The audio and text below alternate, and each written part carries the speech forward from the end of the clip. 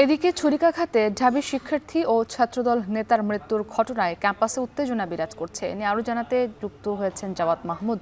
Javad, ক্যাম্পাসে এই মুহূর্তে অবস্থা কেমন দেখছেন এবং ছাত্রদলের কর্মসূচির বিস্তারিত জানাবেন। মুক্তি, আপনি যেমনটি বলছিলেন যে গতকাল রাতে ঢাকা বিশ্ববিদ্যালয়ের আইআর এর অর্থাৎ শিক্ষা গবেষণা ইনস্টিটিউটের শিক্ষার্থী এবং ছাত্রদল নেতা শাহরিয়ার আলম শাম্য ছুরিকাঘাতে তিনি হত্যাকাণ্ডের শিকার হন।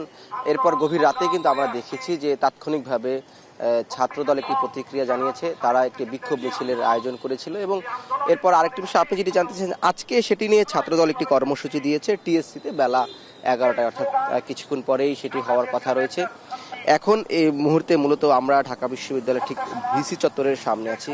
এখানে এসে আমরা যেটা দেখলাম যে শাহরিয়ার আলম শাম্যের যে ইনস্টিটিউটে পড়ে অর্থাৎ আইআর শিক্ষা গবেষণা ইনস্টিটিউট, সেখানকার তার শিক্ষার্থীরা অর্থাৎ এই ইনস্টিটিউটের শিক্ষার্থীরা, তার সহপাঠীরা, তার যেই সহপাঠীরা তারা এখানে দাঁড়িয়েছেন যে শাম্য হত্যাকাণ্ডের বিচার, সেই বিচার চাইতে এবং এই যে ক্যাম্পাসের মধ্যে যে নিরাপত্তা শঙ্কা তৈরি হয়েছে সেটি নিয়ে তারা আসলে উদ্বেগ প্রকাশ করছেন এবং তারা এতক্ষণ নানান ধরনের স্লোগান দিচ্ছিলেন।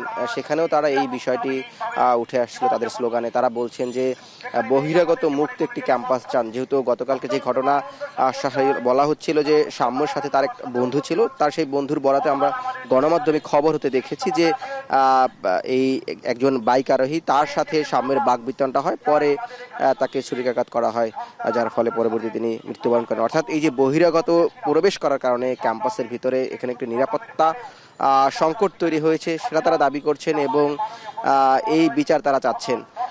তারা আসলে এই বিচার চাওয়ার পাশাপাশি তারা বলছেন যে এই শাম্যের মতো তাদেরকে যাতে আর প্রাণ না দিতে হয়। আরেকটি বিষয় যেটি ছাত্রদলের যে কর্মসূচি, ছাত্রদল মূলত বেলা 11টায় তারা যেহেতু এই শাম্য হত্যাকাণ্ডের বিচারের দাবিতে তারা বিক্ষোভ কর্মসূচি ঘোষণা করছেন টিএসসিতে, সেখানে তারা মূলত শাম্য হত্যার বিচারকাণ্ড যেমন দাবি জানাচ্ছেন এবং ভিসি এবং প্রক্টরের পদত্যাগের একটি দাবি তারা জানিয়েছেন। এই দাবিটি তারা গতকালকেই জানিয়েছেন এবং ধারণা করা হচ্ছে আজকে, এবং তারা সেটিকে এক দফার দাবিতে গতকাল রাতেই ঘোষণা দিয়েছিলেন যে এক দফা দাবি তাদেরকে ভিসি এবং প্রক্টরের পদত্যাগ করতে হবে।